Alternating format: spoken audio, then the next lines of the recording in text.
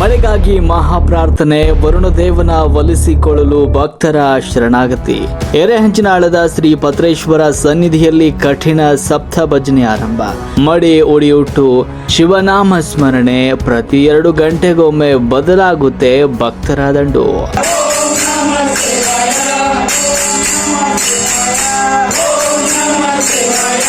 ಉತ್ತರ ಕರ್ನಾಟಕದಲ್ಲಿ ವರುಣ ದೇವನ ಕಣ್ಣಾಮುಚ್ಚಾಲೆ ಆಟ ಜೋರಾಗಿದೆ. ಬಿತ್ತನೆ ಮಾಡಿ ದಿನಗಳೇ ಕಳೆದರೂ ಕೂಡ ಮಳೆರಾಯ ಮಾತ್ರ ಕರುಣೆ ತೋರಿಸ್ತಾ ಇಲ್ಲ.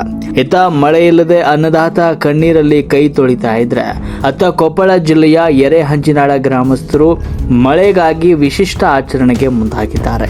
ಜಗದ್ಗುರು ಶ್ರೀ ಪತ್ರೇಶ್ವರ ದೇವಸ್ಥಾನದಲ್ಲಿ ಭಕ್ತಿಪೂರ್ವಕ ಸಪ್ತ ಭಜನೆ ಆರಂಭವಾಗಿದ್ದು, ವರುಣನ ಕೃಪೆಗಾಗಿ ಶಿವನಾಮ ಸ್ಮರಣೆ ಮೊಳಗ್ತಾ ಇದೆ.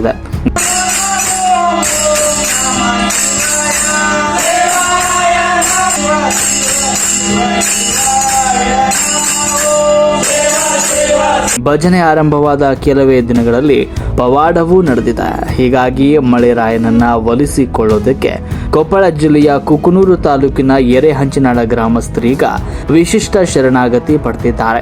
ಗ್ರಾಮದ ಹೊರವಲಯದಲ್ಲಿರುವ ದಕ್ಷಿಣ ಭಾರತದ ಪ್ರಸಿದ್ಧ 3-5 ದಳದ ಬಿಲ್ವಪತ್ರೆ ವನದ ಶ್ರೀ ಪತ್ರೇಶ್ವರ ದೇವಸ್ಥಾನದಲ್ಲಿ ವರುಣನಿಗಾಗಿ ವಿಶೇಷ ಪ್ರಾರ್ಥನೆ ಸಪ್ತ ಭಜನೆ ಆರಂಭವಾಗಿದೆ.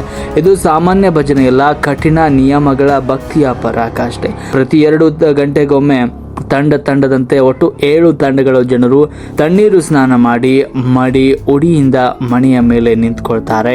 ಶಿವ ಶಿವ ಶಿವಾಯ ನಮಃ, ಓಂ ಶಿವಾಯ ನಮಃ, ಓಂ ನಮಃ ಶಿವಾಯ ಎನ್ನುವ ಮಹಾಮಂತ್ರ ಜಪಿಸ್ತಾ ನಿರಂತರ ಘೋಷಣೆಯನ್ನ ಕೂಗ್ತಾ ಇದ್ದಾರೆ.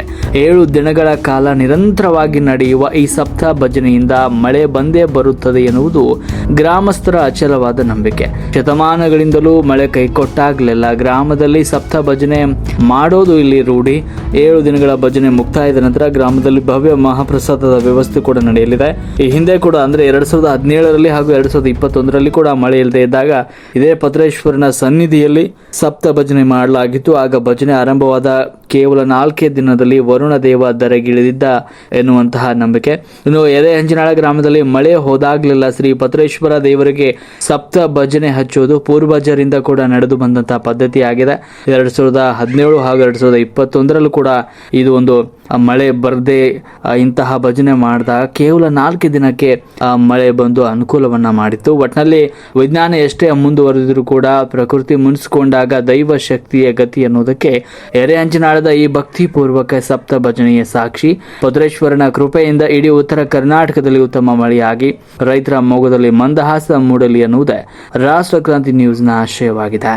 News desk, Rashtrakranti news, Erehanchinal.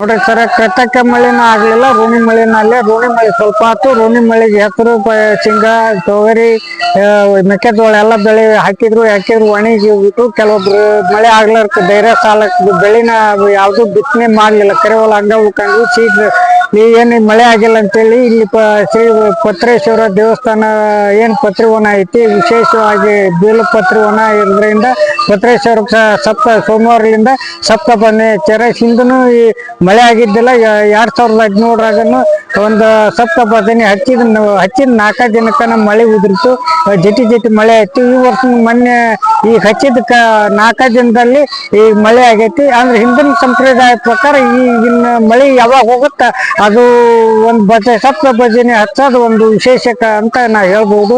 ಆ ಡಿ ಕೆ ಶಿವಕುಮಾರ್ ಕಲಬುರ್ಗಿ ಒಳಗ ಪರಿಹಾರ ಹಾಕ್ತೀನಿ, ಆಮೇಲೆ ಸಾಲವನ್ನು ಮನ್ನಾ ಮಾಡ್ತೀನಿ ಅಂತ ಹೇಳಿದ್ರು. ಅವ್ರು ಏನೈತಿ ಇನ್ನೂವರೆಗೆ ಹಾಕಿಲ್ಲ. ರೈತರು ಗುಳೆ ಹೊಂಟಾರ. ಇಲ್ಲಿ ಶಾಸಕರು ಈ ಡೈಲಿ ಗುಳೆ ಹೊಂಟಾರ. ಆಮೇಲೆ ಇವತ್ತೇನೈತಿ ರಾಜ್ಯದಲ್ಲಿ ಕೃಷಿ ಸಚಿವರೇ ಇಲ್ಲ. ಹಾಗಾಗಿ ಎಲ್ಲಾ ಸಮಸ್ಯೆ ಐತಿ. ಡಿ ಕೆ ಶಿವಕುಮಾರ್ ಮುಖ್ಯಮಂತ್ರಿ ಏನೈತಿ ಅಂದ್ರೆ 2 ಲಕ್ಷವರೆಗೆ ಸಾಲ ಮನ್ನಾ ಮಾಡ್ಬೇಕು. ವಿಶೇಷವಾಗಿ ಏನೈತಿ ಬರ ಘೋಷಣೆ ಮಾಡಿ ಬರ ಪರಿಹಾರ ಹಾಕಂತ ವಿಚಾರ ಆಗ್ಬೇಕು. ಅಂದ್ರೆ ಯಾಕಂದ್ರೆ ಈ ಸದ್ಯ ಮಳೆ ಆದ್ರ ಸತ್ವ ಮುಂಗಾರಿ ಅಂತ ಹಾಳಾದು, ಹಿಂಗಾರಿ ಬೆಳೆಗೆ ಅಷ್ಟು ಅನುಕೂಲ ಆಗುತ್ತೆ. ಸದ್ಯ ಶೀಘ್ರದಲ್ಲೇ ಬರ ಘೋಷಣೆ ಮಾಡ್ಬೇಕಂತ ಹೇಳಿ ನಾನು ರೈತ ಸಂಘದ ರಾಜ್ಯ ಉಪಾಧ್ಯಕ್ಷ ಚಂದಪ್ಪ ಕೂಳೂರು ಮನವಿ ಮಾಡ್ತೀನಿ. ಮಳೆ ಆಗಲಾರದ ಕಾರಣಕ್ಕಾಗಿ ಸಪ್ತಭಜನಿ ಹಚ್ಚಿರುತ್ತೇವೆ. ಅಲ್ಲಿಂದ ಈ ಸಪ್ತಭಜನಿಯಿಂದ ನಮಗ ಫಲ ಐತ್ರಿ. ಈ ನಮ್ಮ ತಿಳುವಳಿಕೆ ಪ್ರಕಾರ ಇದು 3ನೇ ಸಲ ಅಥವಾ 4ನೇ ಸಲ ಅನ್ಬಹುದು.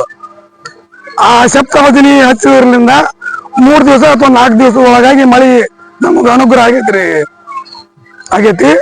ಇದಕ್ಕ ಎಲ್ಲರೂ ಹಿರಿಯರು, ಸೇವೆ ಭಕ್ತರು ರಾತ್ರಿ ಹಗಲು ಒಂದು ಟೀಮ್ಗೆ 7 ಜನ, ಒಬ್ರು 7 ಜನ ಅಂತ 2 ತಾಸು ಮಾಡೋಬ್ರಿ. ರಾತ್ರಿ ಹಗಲು ಕಂಟಿನ್ಯೂ ಈ ಪ್ರಕಾರ ಸತತವಾಗಿ ನಡೆಸಿವ್ರಿ. ಆದ್ರ ಮುಂಗಾರಿ ಸ್ವಲ್ಪ ಮಳೆ ಹತ್ರ ಬಿತ್ತಿದ್ವಿ. ಈಗ ಮತ್ತೆ ಹೊಳ್ಳಿ ಮಳೆ ಅನುಗ್ರಹ ಆಗಲಿಲ್ಲ. ಆಗ್ಲಾರ್ದಕ್ಕಾಗಿ ಕಡೆಗೆ ಹಿಂಗಾರಿ ಪೀಕಿಗೆ ಅನುಕೂಲ ಆಗುತ್ತ ಅನ್ನೋ ಭರವಸೆಯಿಂದ ಇದನ್ನ ಹಮ್ಮಿಕೊಂಡಿರುತ್ತೇವೆ. ನಮ್ಮ ಹೆಸರು ಶಾಣಯ್ಯ ಸಂಗಯ್ಯ ಕೂಡ್ಲಪ್ಪನವ್ರು. ಈ ಮಳೆ ಹೋಗೋದಕ್ಕ ಸ್ಪ್ರಿಂಕ್ಲರ್ ಇಲ್ಲ, ಇದ್ದಿದ್ ನೀರು ಸ್ವಲ್ಪ ಉಪಯೋಗ ಮಾಡ್ಕೋಬೇಕಂದ್ರೆ ಬೆಳಿ ಒಣಗಿ ಅದಕ್ಕೆ ಸ್ಪ್ರಿಂಕ್ಲರ್ ಹಚ್ಚಿ ಹೊಡೆಯಕತ್ತೀರಿ. ನೀರು ಕಮ್ಮಿ ಇತ್ತು, ಮತ್ತ ಅದಕ್ಕ ಟ್ಯಾಂಕರ್ ಮುಖಾಂತರ ರಾತ್ರಿ ಏರದ್ರಿ, ಹಗಲತ್ತು ಹೊಡೆಯದ್ರಿ. ಈ ತರ ಮಾಡ್ತಾ ಇದ್ರಿ. ಖರ್ಚು ನೋಡಿದ್ರೆ ಹೆಚ್ಚು ಬರ್ತಾ ಇದೆ. ರೈತರು ಈ ಉಳಿಬೇಕಂದ್ರ ಸರ್ಕಾರ ಏನಾದ್ರು ಸ್ವಲ್ಪ ಪರ ಅಂತ ಘೋಷಣೆ ಮಾಡಿದ್ರ ಮುಂದ್ ನಾವು ಬೆಳೆ ಅಂತ ಹಾಳಾಗಿ ಹೋಗಂತದ್ರಿ. ಪರ ಅಂತ ಘೋಷಣೆ ಆಗ್ತದೆ. ನಾವು ಸರ್ಕಾರದಿಂದ ಏನಾದ್ರು ನಿರೀಕ್ಷೆ ಮಾಡಕತ್ತೀವಿ. ನಮ್ ಸರ್ಕಾರ ಅಂತಂದ್ ಎಲ್ಲಾ ಕಾಂಗ್ರೆಸ್ನ ಆರಿಸಿ ಕಳಿಸಿದ್ವಿ. ಎಲ್ಲ ಶಾಸಕರು ಸಚಿವರು ಮಾಡ್ತಾ ಇದ್ರೆ ನಾವು ರೈತರಿಗೆ ನೆರವಿಗೆ ಬರ್ಬೇಕಂತಂದ್ ನಮ್ಮ ಮಾಧ್ಯಮದ ಮೂಲಕ ಕೇಳ್ಕೊಂತೇವ್ರಿ. ನಮ್ಮ ಅಣ್ಣಪ್ಪ ನೆರಗಲ್ಲ ಅಂತಂದ್ರೆ ಇದು ಮಳೆ ಸಲುವಾಗಿ ಹಚ್ಚಿವ್ರಿ. ಮಳೆ ಒಟ್ಟ ಈಗ ಬಾಳನ ಅಥವಾ ಮಳೆ ಆಗಿದ್ದಿಲ್ಲ. ಈಗ ಈ ನಮ್ಮೂರಾಗ ಹಿರಿಯರು ಕುಡ್ಕೊಂಡು ಪತ್ರಿ ಒಂದಾಗ ಸಪ್ತ ಭಜನೆ ಹಚ್ಚಿದ್ರ ಮಳೆಗಿತ್ತಂತ ಹಿಂದ್ಲಿದ್ದ ಹಿರಿಯರು ಹೇಳ್ಕೊಂತ ಬಂದಾರ. ಈಗನು ಕಮಿಟಿ ಮಾಡಿ ಹಿರಿಯರು ಒಪ್ಕೊಂಡ್ರು, ಸಪ್ತ ಭಜನೆ ಹಚ್ಚಿದ 3 ದಿನಕ್ಕೆ ಮಳೆ ಆಯ್ತು. ಆದ್ರೂ ಇನ್ನ ಮಳೆ ಆಗ್ಬೇಕು, ಆಗಿಲ್ಲ. ಆದ್ರೆ ಪತ್ರಪ್ಪನ ಆಶೀರ್ವಾದದಿಂದ ಮಳೆ ಆಗುತ್ತೆ ಅನ್ನೋದು ನಮ್ಗೆ ಗ್ಯಾರಂಟಿನೇ ಐತಿ. ಅದ್ರ ಸಲುವಾಗಿ ನಾವು ಭಜನೆ ಸಲುವಾಗಿ ಭಜನೆ ಹಚ್ಚಿವ ಅಂತ ನಾವು ಬಸಪ್ಪ ಕಂತಾರೆ. ನಾವು ಪತ್ರೇಶ್ವರಕ್ಕೆ ಸಪ್ತ ಭಜನೆ ಹಚ್ಚಿದ್ವಿ ಅಂದ್ರೆ ಮಳೆ ಆಗ್ಲೇಬೇಕು, ಹುಸಿನೇ ಇಲ್ಲ. ಅದಕ್ಕೋಸ್ಕರ ನಮ್ಮ ಗುರು ಹಿರಿಯರು ಕೂಡಿ, ನಾವು ಯುವಕರು, ನಮ್ಮ ಎಲ್ಲರೂ ಗುರು ಹಿರಿಯರು ಯುವಕರು ಕೂಡಿ ಎಲ್ಲಾ ಪತ್ರೇಶ್ವರನ ಸೋಮವಾರದಿಂದ ನಾವು ಚಾಲು ಮಾಡಿವಿ.